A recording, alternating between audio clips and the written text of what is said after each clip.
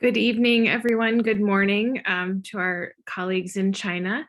We're delighted to have you here with us today for a discussion of the latest updates in California's climate change policy. As we come to the end of 2021, this has been a big year for California. Governor Newsom signed the largest climate budget in history, with $15 billion directed towards the state's climate priorities. In addition, the state just sent a very large delegation to the 26th Conference of the Parties in Glasgow, Scotland, and we continue to make progress on several really important pieces of policy at the state level. So we have a fantastic panel of experts from the state here to talk to us about what is going on, share the latest updates, and give a look ahead into the coming year. I'm Louise Bedsworth. I'm a senior advisor at the California-China Climate Institute, and I direct the land use program at the Center for Law, Energy, and Environment at the Law School at Berkeley. And I'll be facilitating today's discussion. Before we get started, a few housekeeping items. We are recording this event, and so it will be available later to watch on our website. We're also simultaneously translating this event into Mandarin Chinese. And so you can use the globe icon at the bottom of your screen and select your language, either English or Chinese, in the channel of your preferred language. If you'd like to ask a question of one of our panelists during the audience Q&A portion, you can put it into the Q&A section of our website, and we'll try to answer as many questions live as we're able to. So first, it is our first speaker tonight. I am pleased to introduce is the Lieutenant Governor of the state of California, Eleni Kounalakis. Eleni Kounalakis is the 50th Lieutenant Governor of California and the first woman elected into this role. In addition, she serves as California's representative for international affairs and trade. She's currently director of the Association of American Ambassadors and a National Democratic Institute Ambassadors Circle advisor. She led the state's delegation to COP26 in Glasgow, and we're looking forward to hearing more from her about that experience. So with that, I will turn it over to you. Thank you, Lieutenant Governor. Well, thank you, Louise. It's wonderful to be with you this afternoon and our colleagues in California. Good morning to everyone joining us from across the Pacific.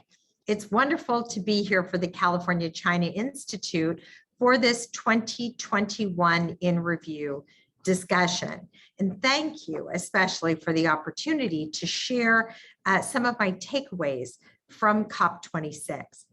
I'd like to start by providing a little bit of context.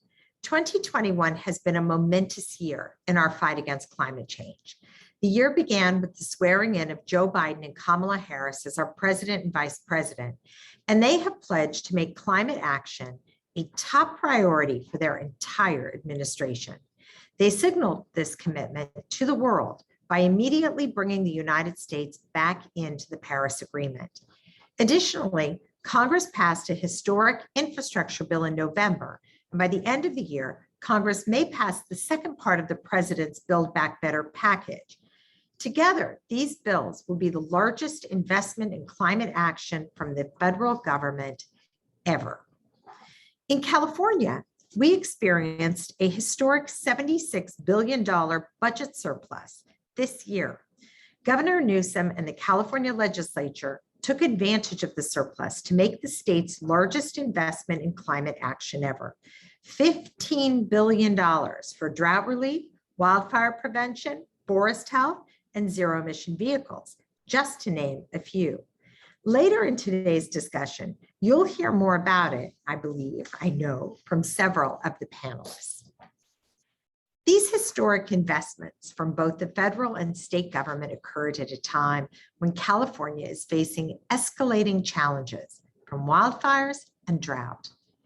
This year, over 2.5 million acres of land burned. This came on the heels of our worst fire season ever in 2020, when 4 of the 5 most catastrophic wildfires in history struck the state and over 4 million acres burned. That is 6.5% of the state's land area burned by wildfires in the last 2 years. It is with this context in mind that I attended COP26, the UN Climate Summit in Glasgow. It was an honor to lead a very impressive delegation of senior officials from the Newsom administration, including many members of his cabinet and 15 members of the California State Legislature. I arrived at the start of COP26 and helped kick off California's participation with panel discussions featuring U.S. Special Presidential Envoy for Climate, John Kerry, White House National Climate Advisor Gina McCarthy, and the governors of New Mexico and Louisiana. In these events, the message from the Biden administration was clear. America is all in. This was the first COP since the US rejoined the Paris Agreement, and the Biden-Harris administration said unequivocally that the United States was back at the table with the rest of the world.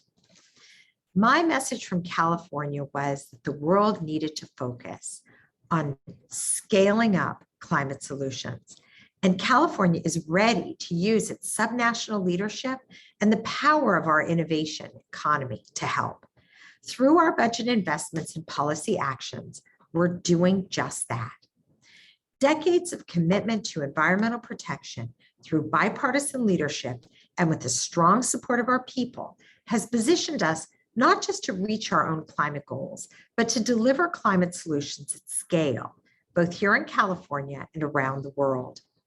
Perhaps nowhere is this more apparent than our commitment to promoting the adoption of zero-emission vehicles. It was here, after all, in California, where Tesla was able to succeed. Tesla relied on billions of dollars in R&D tax credits and ZEV rebate programs. It also benefited from selling cars in the state with the largest consumer market in the country. In 2020, ZEVs were California's #1 export. And last year, Governor Newsom issued an executive order requiring all new vehicles sold in California to be zero-emission vehicles by 2035. Another key message we made at COP was that climate change must be treated as a standalone issue. Our climate crisis is an existential threat that touches everyone on our planet, regardless of borders or political philosophies. Our combined efforts to address it must transcend all other issues to succeed and to survive. Special Envoy Kerry and the Biden administration have been making this point since day one. And this message is, in fact, one that we have been making in California for many years. Governor Brown has been arguing passionately for it, and it is one of the guiding principles of the California-China Climate Institute. Indeed, it was the message I delivered at my first trip abroad as Lieutenant Governor. My first official trip in April of 2019 was to Beijing, where I represented California and Governor Newsom at the Belt and Road Conference. I was there for the singular purpose of urging China to adopt climate change as a top priority within BRI. One of the most important things that happened during COP26 was the agreement that Special Envoy Kerry made with his counterpart from China. Both countries agreed to take concrete actions to reduce emissions and to embrace their responsibility as the two largest emitters in the world to lead the transition to clean energy future. This sent a strong signal to the global community that the US and China are serious about taking action. Like national and other subnational governments around the world, California is deeply grateful for this cooperation. I came away from the experience in Glasgow energized by my conversations and more committed than ever to work collaboratively with the global community to solve this crisis. I was also heartened to see countries and states enter into a series of multilateral agreements on issues including zero-emission vehicles, forest protection, and methane reduction.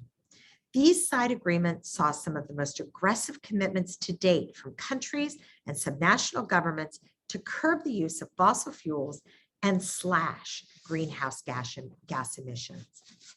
Over the last few weeks, there has been a great deal of debate about what the final agreement made in Glasgow means and whether the agreement will properly address the magnitude of the crisis.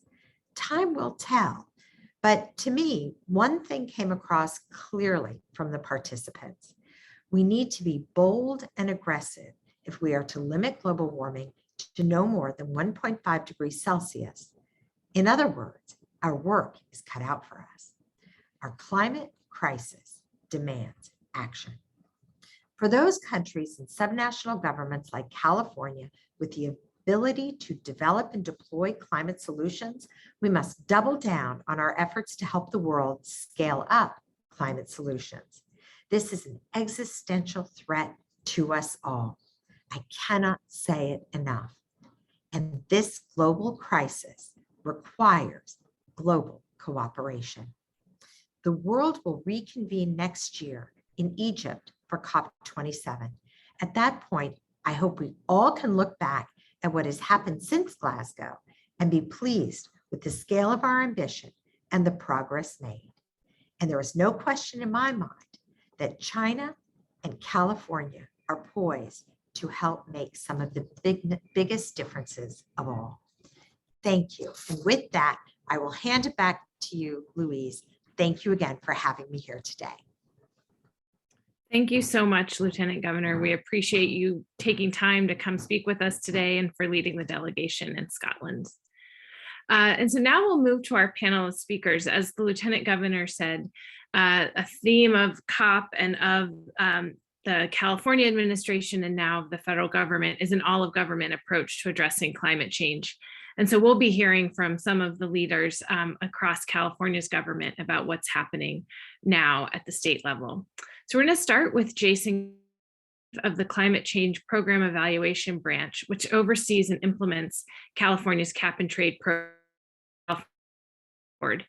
Jason will talk to us more about the scoping plan, which is California's roadmap for how it's meeting its climate change targets. An update of the scoping plan is anticipated for next year. So I will turn it over to you, Jason. Thank you. Thanks, Louise. I'm going to present here briefly. And there we go. Thanks. Thanks again, Louise. It's a true pleasure to be here with all of you today, in particular in the venue of the California China Climate Institute, and to share some of the climate work that my agency, the California Air Resources Board, or CARB, is helping lead in coordination with agencies from throughout the administration. I'll start my update by touching on the major theme of the current scoping plan process. In this scoping plan, we are looking at how to phase down dependence on fossil energy, build up and supply clean energy, and achieve carbon neutrality by no later than 2045.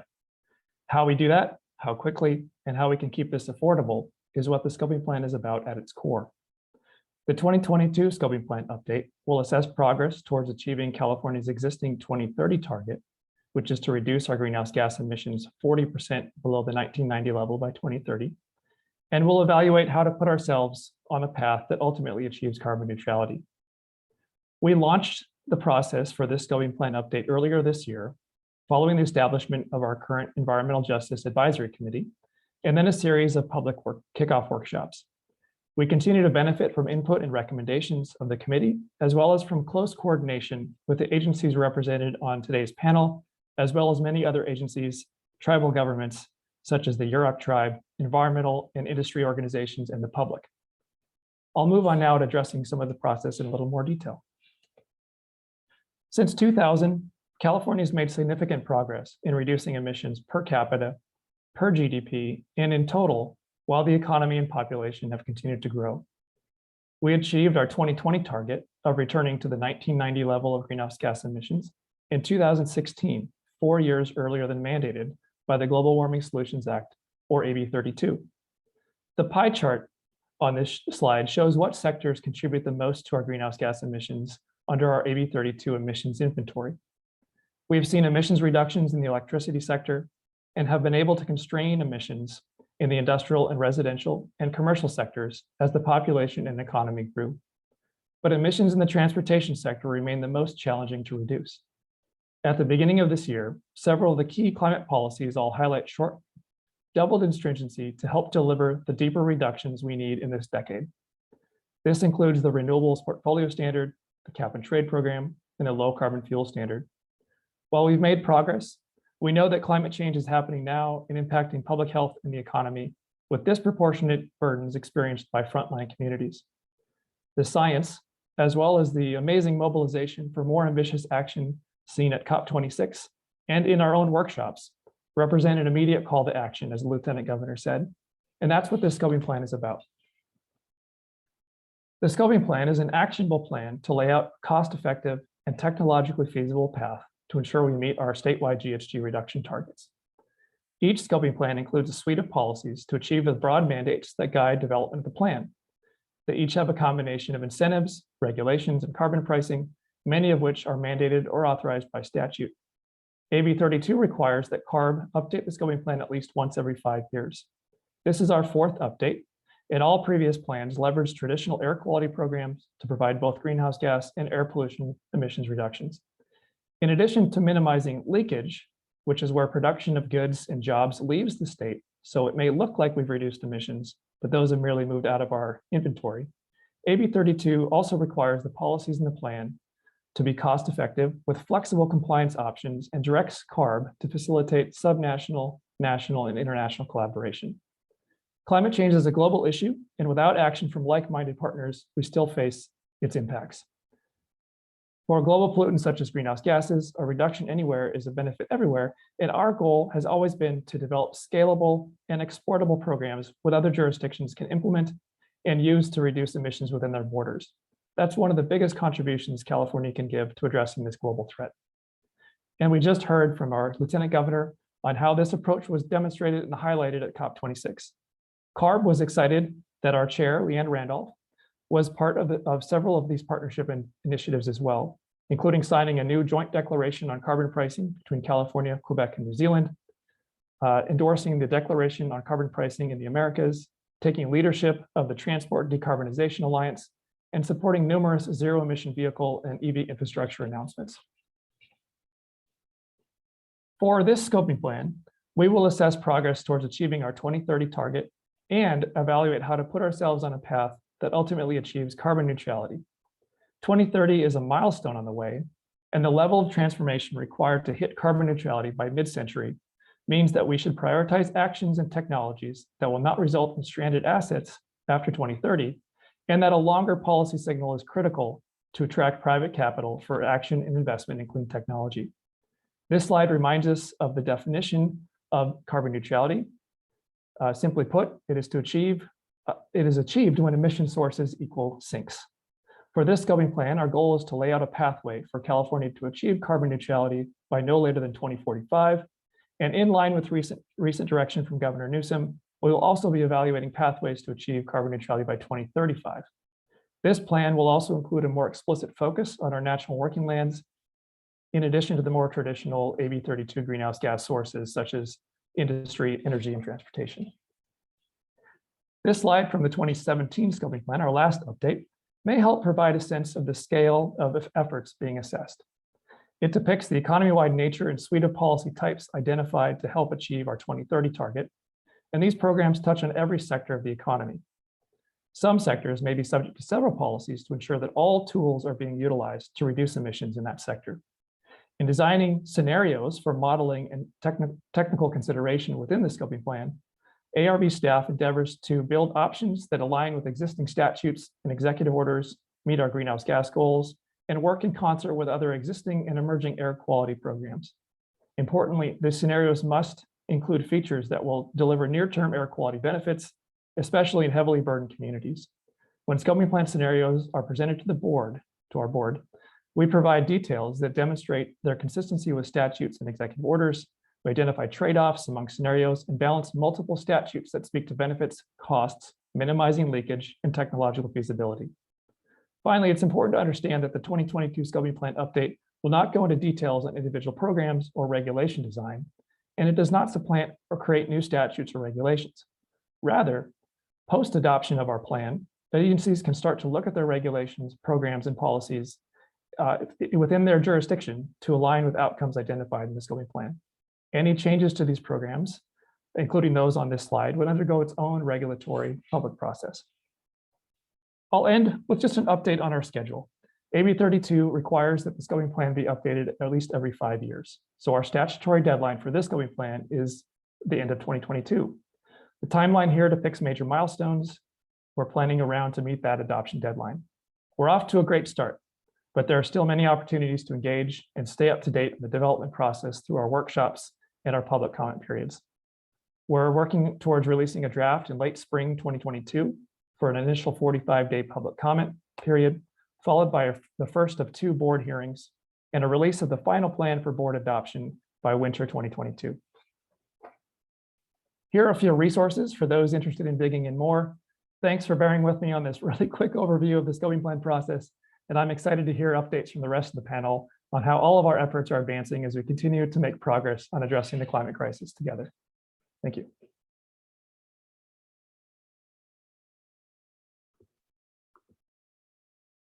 Thank you so much, Jason. Appreciate that update. Next up, we're going to hear from Amanda Hansen. Amanda joined the California Natural Resources Agency in April of 2019 and serves as the Resource Agency's Deputy Secretary for Climate Change. In this role, she drives the agency's efforts to build California's resilience to climate change impacts and to accelerate the contribution of nature-based solutions to addressing meeting the state's ambitious climate goals. So she's going to share information with us about the state's natural and working land strategy. Over to you, Amanda. Thank you, Louise, and thanks to everyone for joining today. It is my great pleasure to be here and to outline a strategy that we recently released to identify opportunities for our natural and working lands to deliver on California's climate change goals. I will also kickstart the conversation of our update to the state's climate adaptation strategy, and then my colleague and partner on that strategy will complete that presentation. So I'm going to share my screen here and get started.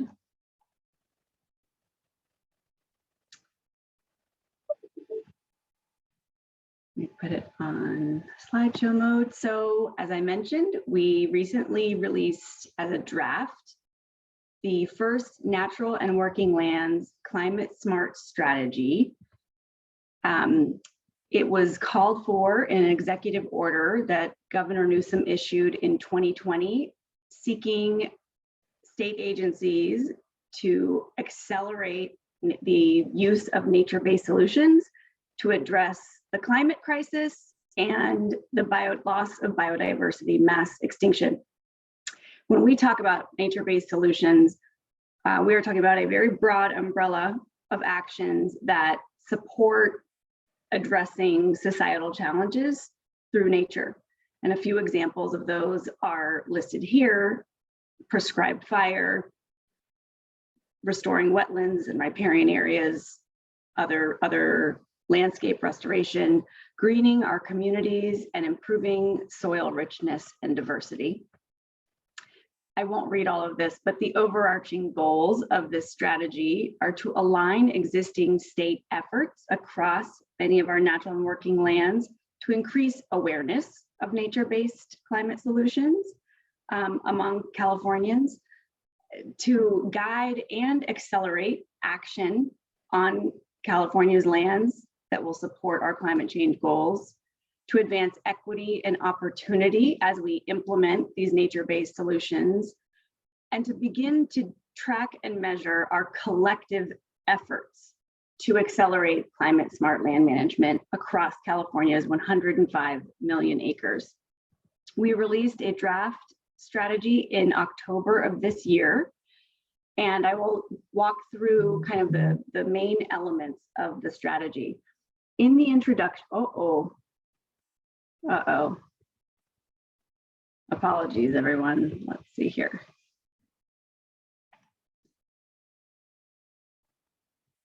Okay. In the introduction, we describe California's 8 natural and working landscapes. These align with the IPCC definitions of lands for understanding greenhouse gas emissions on our lands.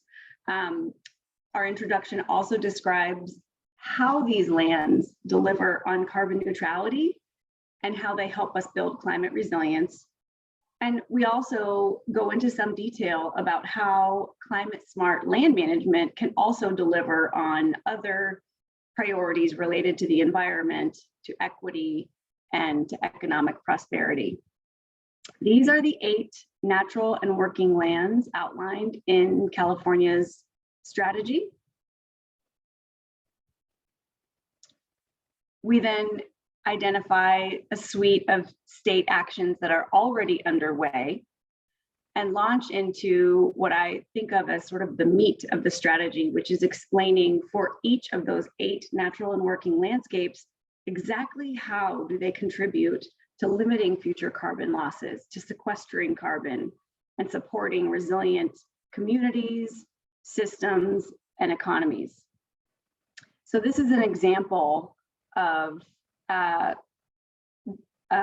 some of the strategies that are identified as priorities for climate smart land management action.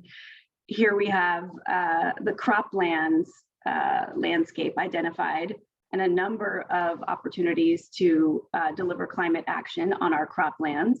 And this is an example. We do this across all 8 of the landscapes.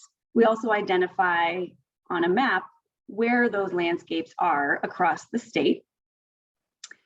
We included a section that summarized some of the opportunities we heard about for climate smart land management in our public engagement process across regions in California.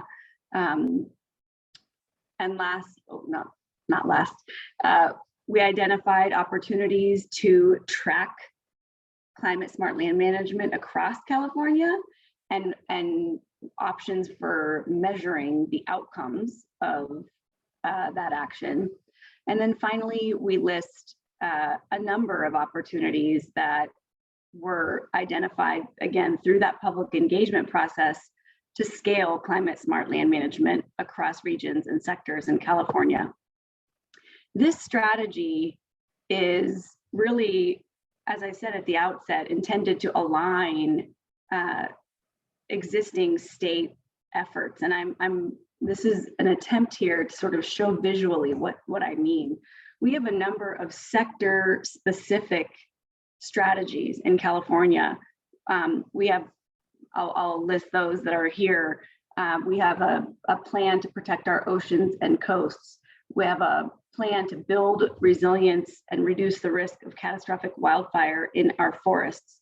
We have a plan for building water resilience in California, et cetera. All of these sector specific plans, many of them, they include some actions that involve nature-based solutions. And so the climate smart land strategy is the place where those solutions are put in one place, where we can ensure alignment. And then this is the strategy that informs the state's two overarching climate documents: the scoping plan, which Jason just walked through, as well as our state adaptation strategy. I am going to briefly get started thinking to walk you through the update to the state's adaptation strategy, and then my colleague Nuantara will do the second half of that presentation. So for background, California is required to update our state adaptation strategy every 3 years, and we engaged stakeholders for a significant portion of this year to build out our approach to the 2021 strategy. Through this engagement, we determined that key goals for the 2021 strategy included developing an approach that sets very strategic direction and identifies the outcomes we're trying to achieve. We want the strategy to unify efforts across sectors and regions. And we want the 2021 state adaptation strategy to really help Californians understand and contribute to California's overall approach to building climate resilience. Again, it is a strategy where we are nesting existing efforts. So many of the actions called for in the plans that we have across our agencies, where we're driving very specific deliverables. The state's adaptation strategy is the place where we're bringing the pieces together and showing how they're driving on our climate resilience priorities. And I will also share that pulling together, updating the state's adaptation strategy has been an important opportunity for us to identify if there are any gaps in our approach. For California, we determined that pretty quickly that we don't have an up-to-date strategy for addressing extreme heat. And so this is a gap that we're going to be addressing based on our work in updating the overall state adaptation strategy. So I will stop sharing there. And I believe my colleague Nuantara will go through some of the details about how this approach that I've just outlined are reflected in the strategy. Thank you. Thank you so much, Amanda. That was terrific to see. And I love that the presentations are all showing the connections already. So next we will turn to Nuantara Key, who's the Deputy Director for Climate Resilience at the Governor's Office of Planning and Research and Chair of the Technical Advisory Committee for the Integrated Climate Adaptation and Resiliency Program. So Nuantara, as Amanda previewed, will share some information on the state's climate adaptation strategy, and I believe also touch on the 5th climate assessment. So over to you, Nuantara. Thank you. Great. Thank you so much for the invitation to join today and to be a part of this exciting panel. So I'm going to just share my screen here. 1 second. I have to resize the presentation so I can get it into the right mode.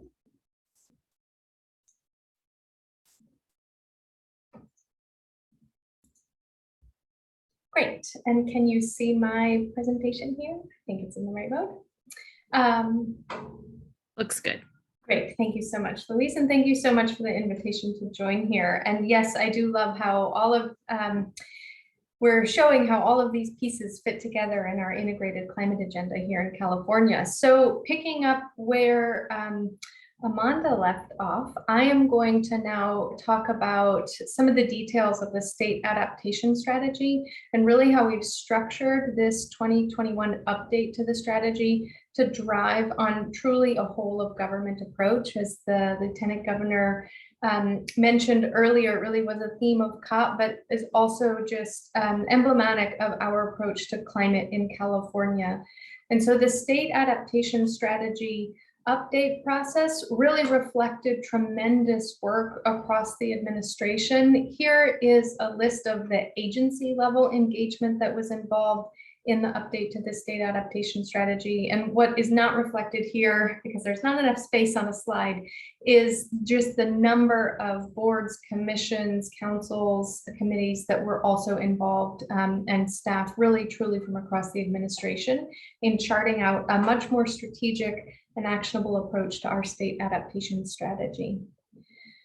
So as Amanda mentioned, we really needed the strategy to drive on a series of key priorities that can chart the way not only for state programs, but also that our partners across the state, whether local governments, regional governments, tribal governments, nonprofit, private sector, we're all driving in the same direction together around a series of actionable priorities.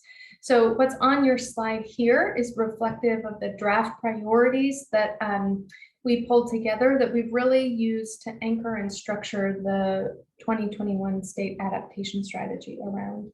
And those just quickly here are to strengthen protections for climate vulnerable communities, to bolster public health and safety in light of increasing climate risks, build a climate resilient economy, accelerate nature-based climate solutions, and strengthen climate resilience of our natural systems, make decisions on best available climate science. Just to tee up, I'm going to talk about the climate assessment here in a minute, one of our leadership positions on climate research here. And then the sixth priority here is around partner and collaborate to leverage resources. So recognizing that, for this update, we really were trying to fill a gap that we had identified of not having those actionable priorities. What we also wanted to do, and reinforcing the point Amanda made around nesting existing efforts, is really build out a structure for the 2021 strategy that showed how the different sector-specific plans and strategies out there fit and nested under each of those priorities. So we've developed a series of goals. Under each one of those goals are a suite of actions. And importantly, this was another important gap that we wanted to fill with this update to the strategy, is for the first time identification of a series of success metrics that will allow us to track our progress over time in resilience and adaptation, with timeframes to also increase transparency and accountability of how we as the state are driving on our resilience and adaptation goals. Under each one of these, it also includes additional information on the agency or agencies that are involved, and importantly, provides resources to additional detail that people can learn more about those specific actions and success metrics. So just really quickly, I'm not going to read through all of this in detail, but wanted to highlight an example of how we've structured the strategy really to drive on the goals and priorities that I mentioned, as well as the points that Amanda covered just previously. So here you can see we have a priority, a goal, action, and then the success metric and a time frame. And just an important point that we worked through as we were developing the strategy on the metrics, really recognizing that tracking progress over time on resilience is fundamentally different than tracking our progress on emissions reductions. We are not able to kind of drill down and condense all our actions to one metric or one quantifiable number, and that's okay. And so we had to work through a process to identify where do we have quantifiable metrics, like number of acres treated, for example, but where do we have more process or outcome-based metrics that are equally important for us to track as we think about especially some of the broader community resilience goals and priorities we're driving towards. So that was a interesting and exciting process to work through for us to really deliver on these success metrics, given the diversity of actions we're taking across the state. So that's my overview of the state adaptation strategy, picking up where Amanda left off. And now I'm going to pivot over to our California climate change assessments and really our approach, how we're leveraging the assessments to drive on our science to action agenda. So for context, our climate change assessments have been around for a number of years, and I'll get into that in a second. But in 2020, we had statutory direction provided by the legislature and codified the assessments on a 5-year cycle, and really drove implementation of the assessments through an interagency team, leveraging expertise and resources across state government. As I mentioned, California has a long history of assessments. We are the only state in the US that actually does our own statewide climate change assessment. And one of the unique things about our assessment is also that we invest in direct primary research. So I'll get to that in more detail in a second. But you can see from this slide, our first assessment report actually came out in 1989. And our actual, what we consider our suite of assessments now, really started in 2006. Each of the assessments has built on the successes of the last. And as we look to scoping out our fifth assessment, we're looking to build on many of the successes that we developed through the fourth assessment that was released in 2018. So it's important to note that our assessment is not one report. An assessment is a suite of actionable resources that should really drive and inform policy, and really, again, drive on that science to action approach that I mentioned at the top here. So I'm going to run through at a high level the different components that make up California's climate assessments. The first and foundational is our next generation downscaled climate projection data. In California, we are very lucky to have a wealth of research investment in actually downscaling global models to understand at a much finer resolution the potential impacts of climate change in California. And our Energy Commission has truly been a leader in this space for a long time, and we're very lucky to work with them. So building on the primary data and those foundational scenarios and downscaled climate projection modeling is the state's investment in what we call our core technical reports. And this is primary research that's focused at addressing California-specific research priorities and needs, answering really timely and important questions that we have around the impacts of climate change in California and how to stave those off. And building on the successes of our fourth assessment, which I mentioned earlier, for the fifth assessment, we're very excited that for the first time, we are going to launch a tribal climate research program. It is the first of its kind tribal research program as part of any assessment. And I do want to highlight that this program and this funding really came through the leadership of the tribes that were engaged in our fourth assessment and helped us develop, really truly led the inaugural Tribal and Indigenous Communities Report as of the fourth assessment. And through this program, we're really excited to facilitate much stronger partnerships, but also better integration of tribally led research and knowledge through our assessments. And then importantly, the assessments will also include a series of synthesis reports that help translate what does the science, what are the downscaled projections, what are those core research reports, and what is the findings through the tribally led research. What does that mean for different regions or for different sectors or different communities in California? So really, again, looking to much more rapidly translate science into policy action on the ground and supporting communities with the tools and resources they need. So with that, I will say thank you and hand it back to you, Louise. Great. Thank you so much, Noah and Tara. That was terrific.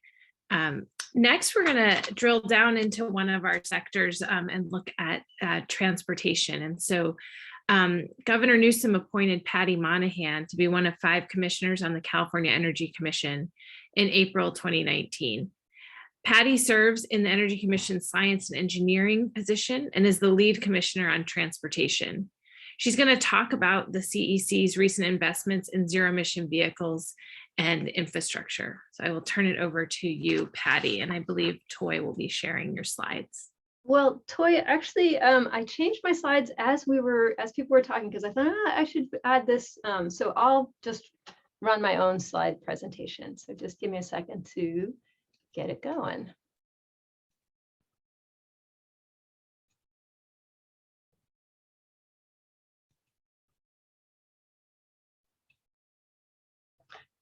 So as Louise said, I'm going to be talking about California's leadership on transportation, and I'm really going to focus in on zero emission transportation.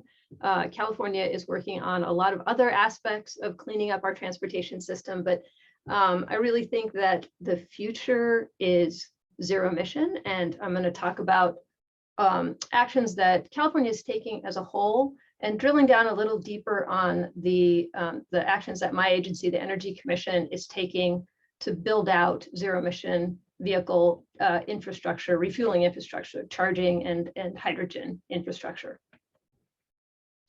And I want to start by saying that actually my last big trip was to China, to Beijing as well, for EV100. And one of the, that was actually right as we were hearing about COVID. So it was an unusual time, January, to be there. And one of the motivations for me going was to meet with the city of Zhangjiakou, which is the lead city for the Winter Olympics. And it's also the lead city for renewables in China. And I wanted to explore how we could work with the city of Zhangjiakou around zero emission transportation and with a real focus on hydrogen fuel cells. The city of Zhangjiakou is planning to move all the Olympic athletes in hydrogen fuel cell buses powered by 100% renewable hydrogen, green hydrogen. And it's just a really unusual and inspirational effort. And I think it pairs well with what we're doing here in California. So we did sign the MOU just this last August. It took a while to get it off the ground because of COVID, but I'm very excited to be able to point to this collaboration between China and California and the opportunities for us to learn from each other. So let me talk briefly about California's broader commitment to clean the grid, which makes us confident that when we plug in a vehicle, we're going to get clean energy. So California has an increasingly more stringent clean energy standard, and by 2045, the law requires 100% of our energy, electricity, to be carbon free. So not carbon neutral, but zero carbon. And what we've seen over time is that while the electric power emissions have been going down as a result of standards, statewide emissions have also been going down. But transportation-related emission, that's the orange line on the far left, has been stubbornly going up, trending up. And so that's the sector that we really need to focus on in order to make progress in our carbon goals. So transportation, in addition to being the #1 source of greenhouse gas emissions, it's also a major source of toxic diesel soot and smog forming pollution. So the blue half, the blue top of this represents transportation emissions as a pie chart of all the states' greenhouse gas emissions. And you can see that if you account for the emissions from the upstream production of fuel, it's over half of the state's global warming pollution. And I mean, that is, again, why we need to really focus on transportation. And what we're seeing also is that this pollution, the diesel particulate matter, has disparate impacts. So lower income families, the families that are making less than $20,000 per year are the ones most exposed to diesel pollution. And you can see it really tracks, exposure tracks income. Exposure also tracks race. So Black Americans are the most likely to live in places that are high in diesel pollution, Asian American next, and Latino next. So there's a racial aspect of this pollution exposure as well as an income aspect. So what is the answer? I mean, in California, what we're saying clearly and loudly to the world is that we have to zero out emissions from our transportation system. Governor Newsom made this announcement in the wake of terrible wildfires that California was committed to a 100% zero emission transportation future. And I'm really proud of this photo. I'm proud of our government in that we take the science seriously. And as you've heard, whether it's science around climate change or science around the coronavirus, we are listening to the science and we are acting upon it. So these are the goals that California has set. Some of these are existing goals. The 2025 to 2030 are kind of earlier goals. And the 2035 and 2045 are the ones set by Governor Newsom in his most recent executive order. And what we are looking at is making steady progress towards a zero emission transportation future. By 2035, 100% of new vehicles on the light duty side have to be zero emission. 100% of drayage truck operations and off-road vehicles and equipment have to be zero emission. And by 2045, all medium and heavy duty vehicles have to be zero emission as well.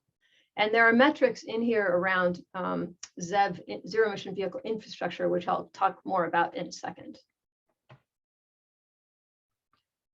Now, my sister agency, the Air Resources Board, has just been a leader globally on developing regulations. Some of the ones I want to highlight that are ones that I think don't get as much attention as they should. One is the Low Carbon Fuel Standard, which was passed in 2009. And it's a regulation that requires each gallon of oil to get cleaner. And you can get cleaner by basically electrifying or having fuels that are lower in carbon than conventional gasoline or diesel. And that's been a real driver for investment in zero emission vehicles. It's also been a source of funding for zero emission vehicles, and that's been really important as well. We're also seeing transit bus regulations here in California that the Air Resources Board has developed to require transit agencies over time to go zero emission. And one that I think is particularly interesting is the world's first zero emission vehicle truck requirement. And I think this is an opportunity again for California and China to work together. China and California worked together on the zero emission vehicle policy for passenger vehicles. And now we have that same opportunity on the truck side. And what we're seeing in terms of vehicle sales is that zero emission vehicles are gaining momentum. So the last bar is actually just the first 3 quarters of 2021. So it's not the end of year. And you'll see that that's the highest amount ever. So we've already surpassed our the most zero emission vehicles sold as a share of the market and as a number, which is pretty incredible because we still have a quarter to go, and often sales in the last quarter are the biggest. And you can see that over time, the blue, which is battery electric vehicles, and that's been gaining over time. I would say battery electric vehicles are number 1 sales, followed by plug-in hybrid electric vehicles, and then fuel cell electric vehicles still remain a small share of the market, but it is growing. And I should say these are all just passenger vehicles, not this doesn't include truck sales.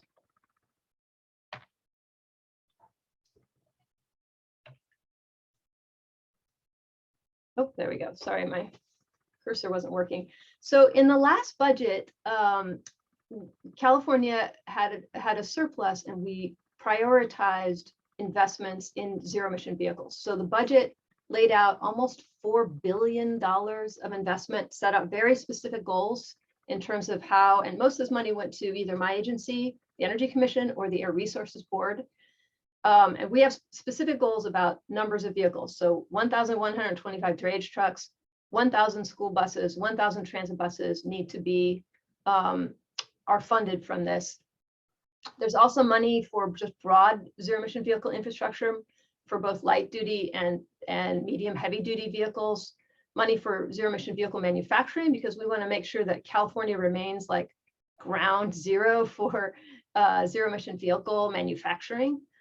And it's just a really, this is the biggest investment that any state has ever made in zero emission transportation. And one of the big areas that we are collaborating really closely with the Air Resources Board is to make sure that this is electrification for all. As you saw in the earlier slides, I mean, right now, people of color and lower income people face disparate impacts. And so those are the communities that we need to target and to benefit. Passenger vehicle electrification in particular is much cheaper in terms of the refueling costs. And so it's a way actually for lower income families to save money if they can conveniently refuel their vehicles. So that is a big priority for my agency. And what we've done the analysis to evaluate what it's going to take to reach our 2030 goals. And what we see is a massive scale up. So the The blue represents either chargers installed or chargers planned. The red is the gap. So you can see by 2030 in particular, we have a huge gap and we need to just ramp up access to zero emission refueling infrastructure. And if we do it right, we have an opportunity both to benefit the grid as we benefit the drivers. So this is an analysis that my team did looking at when charging happens and how that overlays with solar. And basically what we're finding is that a lot of the charging, basically you can run your vehicle on sunshine. You can have this EV charging happy hour in the middle of the day, run your vehicle on sunshine, save money, benefit the grid, and help all electricity users.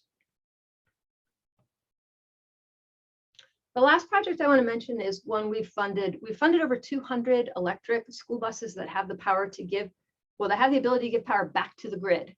And we're looking at ways to capitalize on this. So school buses are kind of the perfect drive cycle for vehicle to grid technologies because they tend to, drive in the morning, drive in the later day, but they could be plugged in the middle of the day when we have a lot of solar renewable energy, and they can provide energy back to the grid when the sun goes down, and provide a new revenue stream for cash-strapped schools. So that's the revenue potential we're trying to unlock with these kinds of investments. So again, I just want to thank you and say, I think that the opportunity for California and China to continue to collaborate on clean transportation is tremendous. And it's something that we should, continue to capitalize on, learn from each other, and electrify our transportation system more quickly. It's a real opportunity for us both. Great. Thank you so much. Thank you so much, Patty. Great. We'll have our final speaker next. Shireen D'Souza was appointed by Governor Gavin Newsom to be Cali, PA's Deputy Secretary for Climate Policy and Intergovernmental Relations. As we mentioned at the start of the event today, California signed the largest climate budget in history this year. And so Shireen's going to provide some updates on California's budget priorities for climate. Thank you, Shireen. Thanks so much, Louise, and hello, everyone. Thanks so much for the opportunity to participate in this great event.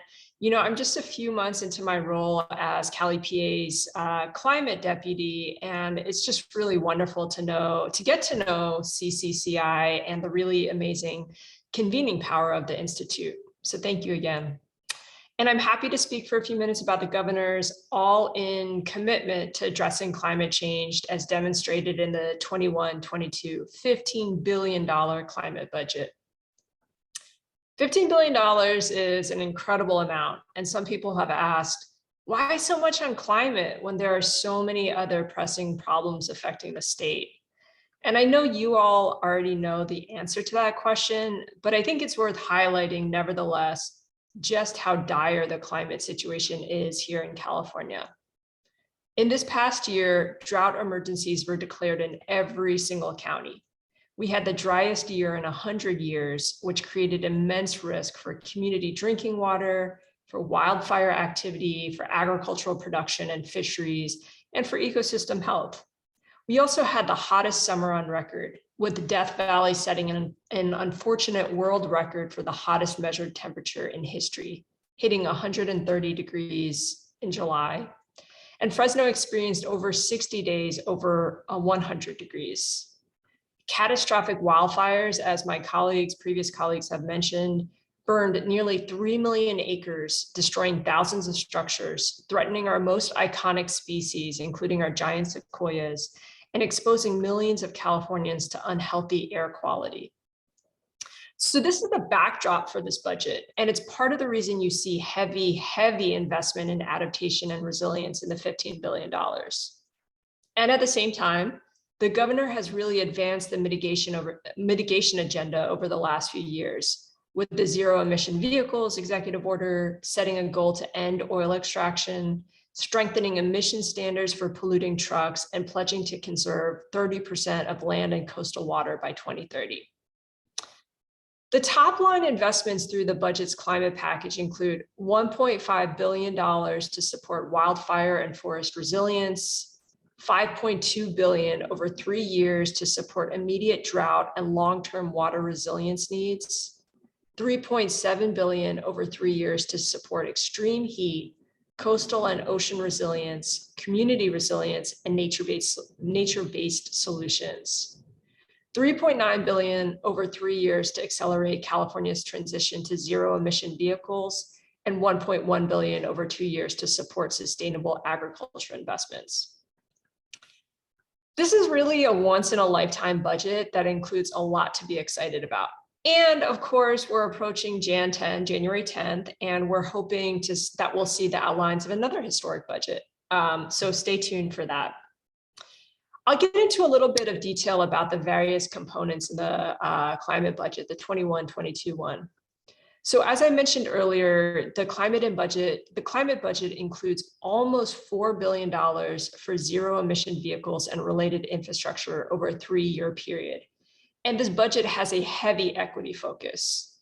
It includes $400 million for Clean Cars for All and other transportation equity programs that benefit low-income and disadvantaged communities. It also includes major investments in medium and heavy-duty vehicles, which tend to pollute low-income communities the most. The budget includes funding for 1,150 drayage trucks, 1,000 school buses, and 1,000 transit buses, all zero-emission vehicles. The Clean Vehicle Rebate Project receives over $500 million over 3 years. And there's $300 million for cleaner agricultural vehicles and engines through the farmer program. Another major focus is $320 million for the AB 617 Community Air Protection Program, which reduces emissions in communities with disproportionate exposure to air pollution through targeted air monitoring and community-led emission reduction programs. Super pollutants, we know we don't have much time. So super pollutants are also a major area of focus, including methane and HFCs. The budget includes $270 million over 2 years for circular economy programs to address organic waste breaking down in our landfills. This organic waste in landfills is responsible for 20% of California's methane emissions. And just in a little bit, I'll get into funding for methane emissions related to the dairy and livestock sector. As I mentioned at the top, we're in one of the worst droughts in California's history, so it's no surprise that the budget focuses heavily on addressing the drought and building long-term resilience to the new normal of climate-driven water scarcity. The budget includes $1.3 billion for drinking water and wastewater infrastructure, especially for small and disadvantaged communities. There's $500 million for drought relief grants for small water suppliers, $130 million for the Safe and Affordable Drinking Water Program, and other major areas of focus include funding for on-farm water efficiency and for water conveyances. The other major impact we experience here in California that my colleagues Amanda and Nuantara described earlier, wildfire and extreme heat, get very significant investments in the budget as well. This year, California is investing $1.5 billion in protecting wildfire vulnerable communities, reducing near-term wildfire risks, and building the resilience of our forests to withstand climate threats in the long term. $500 million of this focuses on implementation of our statewide strategy focused on forest health and fire prevention. Another almost $1 billion is focused on wildfire and forest resilience investments that are designed for scale, investing in much larger projects that also need to launch quickly and addressing structural hurdles like workforce development and wood utilization infrastructure.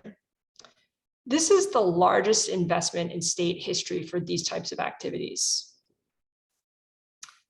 To address the urgent and deadly impacts of extreme heat, this budget invests $800 million to protect vulnerable communities through programs that focus on increasing tree canopy and green infrastructure, accelerating the deployment of air conditioning, heat pumps, and low global warming potential through upgrades in eligible households.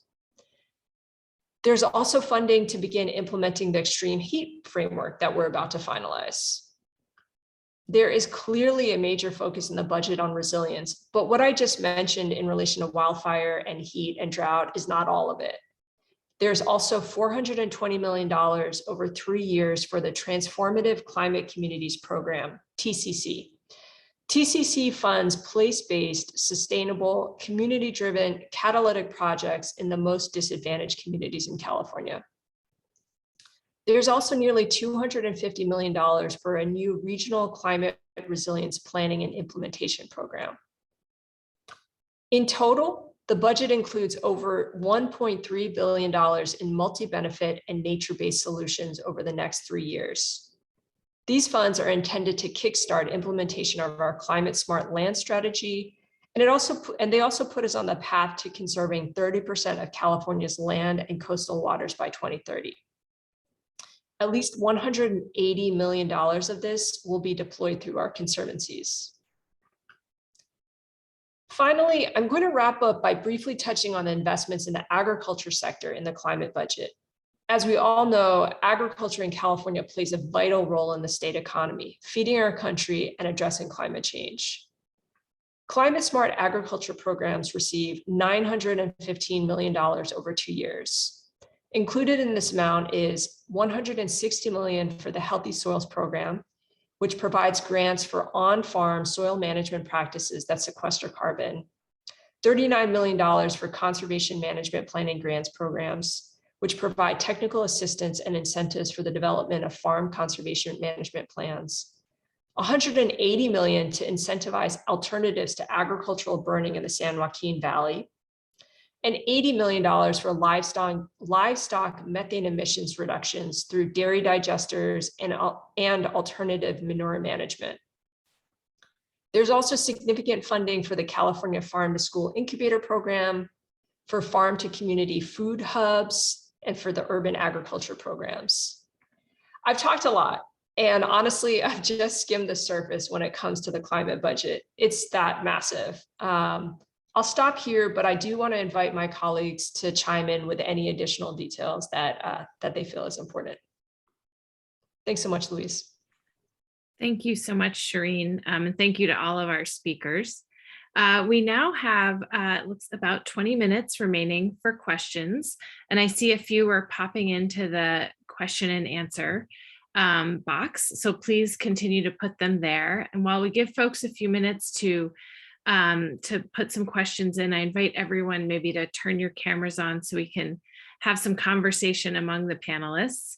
And I might start with a question that I think is one that is really important as we look at this all-of-government approach to climate change. And a real challenge is, how do we facilitate the cross-agency, cross-department coordination? And I know California has done a lot of work in this space, both in the context of specific plans, as we heard Nuantara and Amanda talk about and demonstrate in their connected presentations. But I'm wondering if each of you maybe could just highlight briefly ways you see important coordination happening across government to implement some of these bold actions. And I'm happy to start. Whoever would like to begin. Patty. I'll start. Well, we've been working really closely with the Air Resources Board because, we're the two agencies charged with implementing. They're doing more on the vehicle side. We're leaning in on the infrastructure side, but you have to do both simultaneously. So we're looking for ways, like we're doing solicitations together and really trying to make it very easy for the grantee community to apply for grants and not see like CARB requirements or Energy Commission requirements, but just have it be easy for them.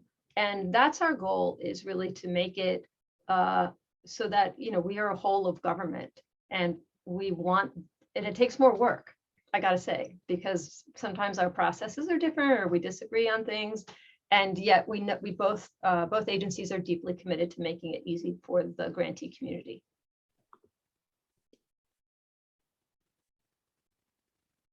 I'm happy to follow up on that. I think just to echo everything that Patty said, the coordination across ARB and CC has been just phenomenal. And I'm going to double down on that with everyone else on the call. I mean, if you look at the workshops just for the scoping plan, which is hard to say just for the scoping plan, because all of these plans are so involved and there's so much detail, which is important to walk through. We've had, I think, 12 workshops so far, maybe 13 workshops in the scoping plan.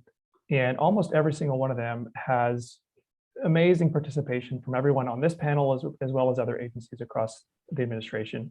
And that's really, as Patty said, that's really what's needed. We need to be able to reflect in the scoping plan, for example, the SB 100 requirements, the IRP requirements coming out of the CC, the PUC requirements, all of the 30 by 30 and the climate smart land strategy that Amanda said, how the budget ties in. I mean, all of these plans are so integrated. I think that almost the org chart of plans that Amanda showed earlier is really great because it shows how they feed into each other and really help set the best policy for the state. So it's just a pleasure, I know, for CARB to continue to being on that on the coordination ability with everyone else on this panel and elsewhere. So. Well, I'll let Nuantara talk about the amazing work that's being done to do more and do better in terms of coordination on climate resilience. But I'll just say for the sector related to lands, it's been, there's always this tension between engaging entities that are absolutely driving on land management, have regulatory authority, or work manage lands themselves, or that their portfolio is very connected to lands. And then there's agencies where perhaps it may not be as close of a connection. And I think one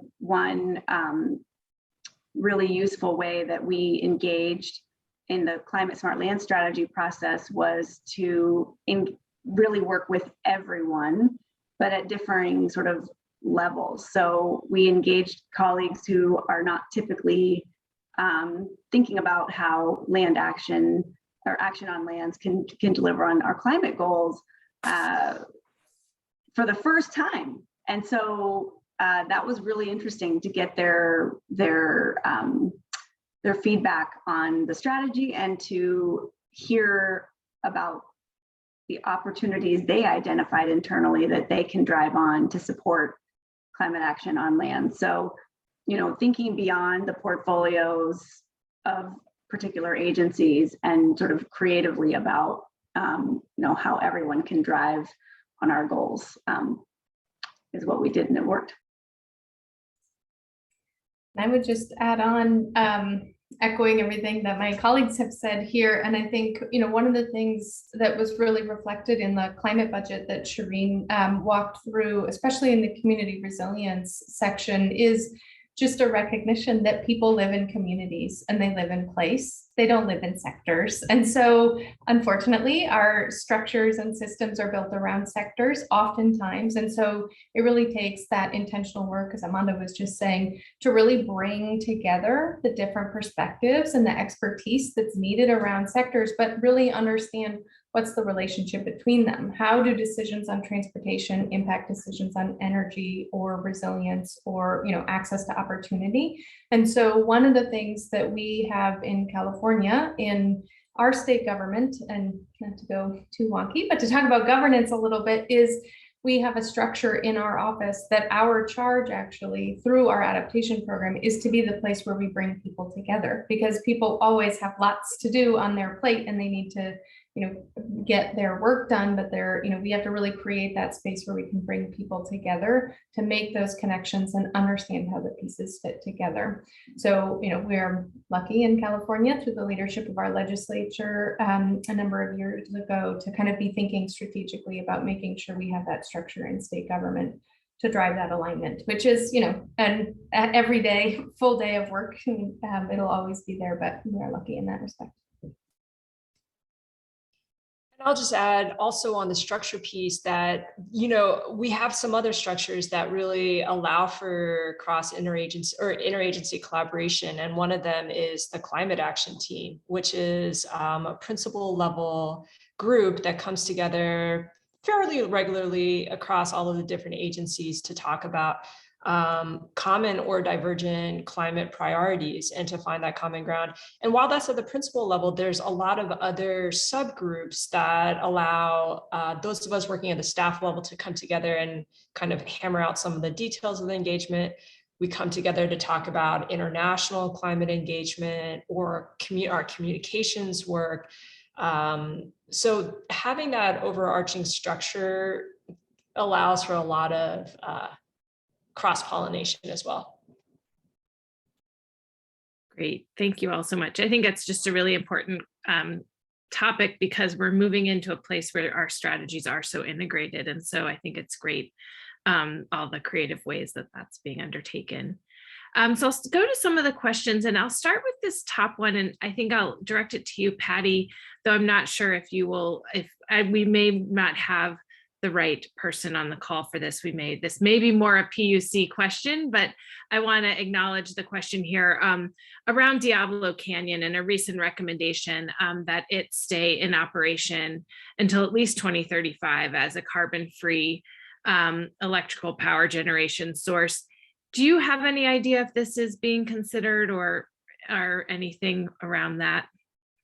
Yeah, that really is a question for the Public Utilities Commission and actually Pacific Gas and Electric, who oversees Diablo Canyon. So we don't have the right set of folks to respond to that question, but it is set to close. I mean, that's the latest. And whether that shifts, I think it'll have to be a combination of PG&E and the Public Utilities Commission making that decision.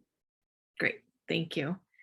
And then the next question, I think several of you probably can weigh in on, which is around electrification of the transportation sector being really important, but that also addressing land use and mode shift to public transportation, I would add into this active transportation, walking and biking are also really important elements of reducing our transportation emissions. And so their question is very specifically around California policies to reduce transportation demand. And so I wonder, I'm thinking Jason Nuantara might have more to say on that. And then actually, I know a lot of you on the call here were also engaged in the Climate Action Plan for Transportation Infrastructure, which was one of the plans Amanda showed on her slides, which is looking at how do we rethink our transportation system in light of climate change. So that's a lot, but I'm just, if folks could say a little bit maybe about SB 375, general plans, and all of the great work that's happening on that side of the transportation equation. So Nuantara, I think, did you unmute? Maybe, do you want to start? I did not, but I'm happy Okay. to start, and then Jason will toss it over to you or anybody else who wants to add in. I mean, absolutely, we recognize, a lot, transitioning to zero emission transportation is a really critical and important piece, but it's not the only important action that's needed. And I think one of the things that we have been focusing on in our office, the Office of Planning and Research, is how we support local governments to do the long-term work that's needed to really think about the types of transitions in our transportation and our housing systems that are needed to really drive less auto dependence as a really important climate mitigation, but also resilience strategy as well. And so, we've been working for a number of years in supporting, implementation of Senate Bill SB 743, which requires a transition to how we think about, when we're looking at road projects and how we're building roads, and really what metrics we're using as a way to transition to lower, vehicle miles traveled as a priority. But really importantly is also looking at where and how we're building affordable housing and economic development, and also really thinking regionally. That's been a top priority for us as we're thinking about the regional dynamics, especially in California, of where people live, work, and play. So a lot of work really supporting local and regional governments in that space, because in California, those decisions really are local decisions. The state has really important levers and incentives, but those are fundamentally local decisions. So a lot of work in that arena. And maybe Jason, I'll toss it to you now if you have additional thoughts to add in. Sure, not much beyond that. I mean, I think from the programs that we run in here at ARB, some of the proceeds from our cap and trade auctions go into the budget decisions, and I think that was covered really well, as well as in terms of where funding goes to transit buses and things that you all know way more than I do, but just really important points that those are factored into our transportation planning.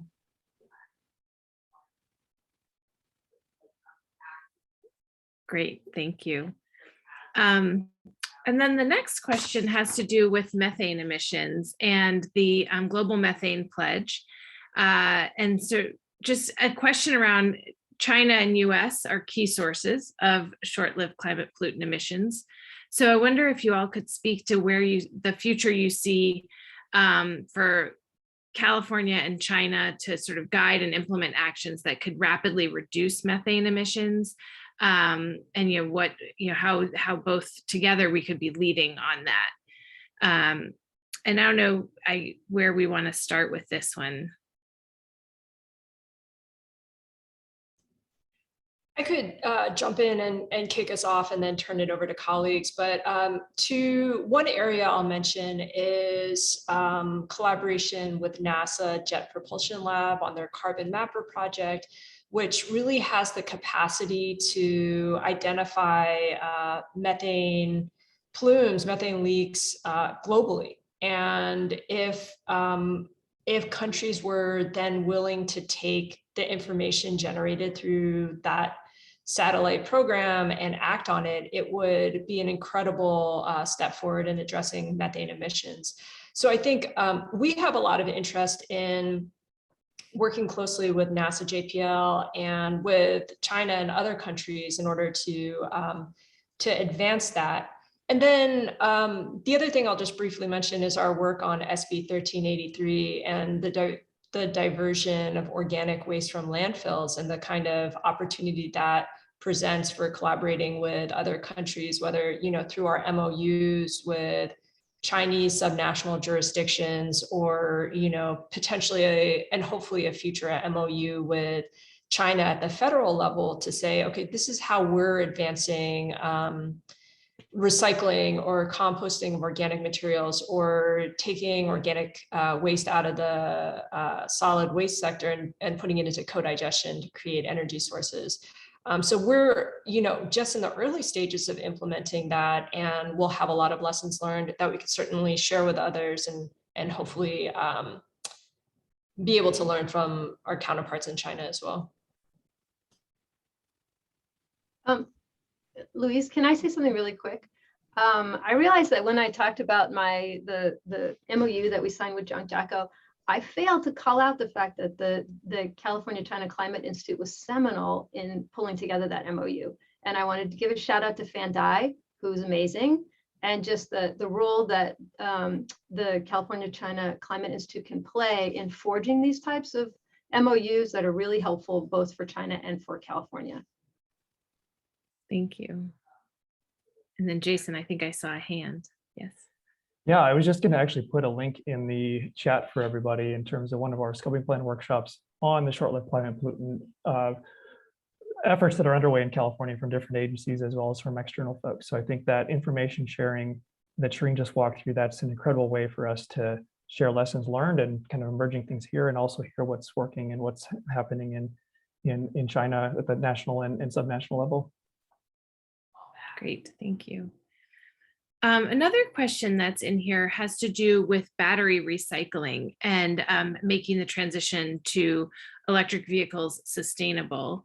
Patty, I'll start with Patty. Are there specific actions around battery recycling in any of the plans that are going forward in the transportation sector? Yeah, well, there's a work group led by Cal EPA, so they're really the leads on this. I would say from the Energy Commission's perspective, we're doing a lot of investment in recycling in sort of like, well, how do we reuse batteries? Because there's a big potential, even after they're done in a vehicle application, they could be used for storage. And then after storage, that's when you want to recycle. So there's all these steps, and we're trying to do early investments to see how we can spur companies who are early stage to be able to capitalize on that. I totally agree that we do not want to see the same problem that we've seen with internal combustion vehicles, which is we don't have a good plan for recycling. And we need to, especially with precious metals like cobalt and lithium. Shireen, I don't know if you have more you'd like to add on that.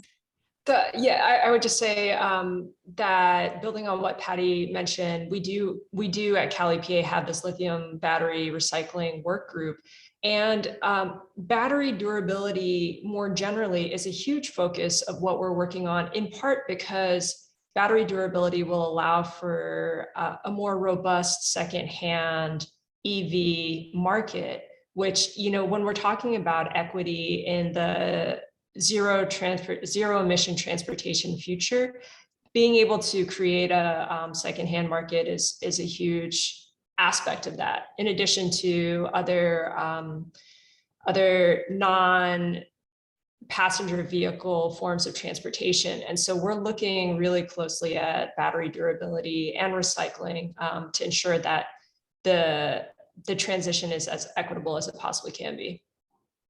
Great, thank you. So one last question has to do with California's associate membership in the Beyond Oil and Gas Alliance. Does anyone have any more details about what California will be doing in that role? Maybe a question. Oh, Shireen? I'll just jump in to say that we were so excited at COP26 to be invited to join the Beyond Oil and Gas Alliance. And it's true, we're an associate member, but we're going to undertake the same commitments that all of the members are taking. And, you know, the governor has made clear that ending the extraction of oil and gas in California is a major priority. And so we're, you know, as Jason mentioned, we're mapping out the strategies to get there. And looking at how we can ensure a just transition for the communities that depend on those industries for both jobs and for tax revenue, to be able to move away from what looks like a dying industry to me. Great. Well, thank you all so much. I think we're reaching right about the end of our time. This was incredibly informative, and to have all of you here in one place talking about all of these important pieces. I know there's so much more that we could discuss. I know I have more questions, but I will let everyone get on with their evenings and the rest of their days, since we are reaching the end of our time. But I want to say thank you to each and every one of you. I've had the pleasure of getting to work with all of these people for many years at the state of California. So know that you all of these ambitious efforts are in excellent hands. It looks like we have a lot to look forward to in 2022. So I hope you all have a wonderful holiday, get some rest, so that we can all go into 2022 and get all of these great things done. So thank you so much. And we will thank you everyone for joining us. And thank you to the Lieutenant Governor who had to pop off. So thank you again. Thanks so much. Thank you so much.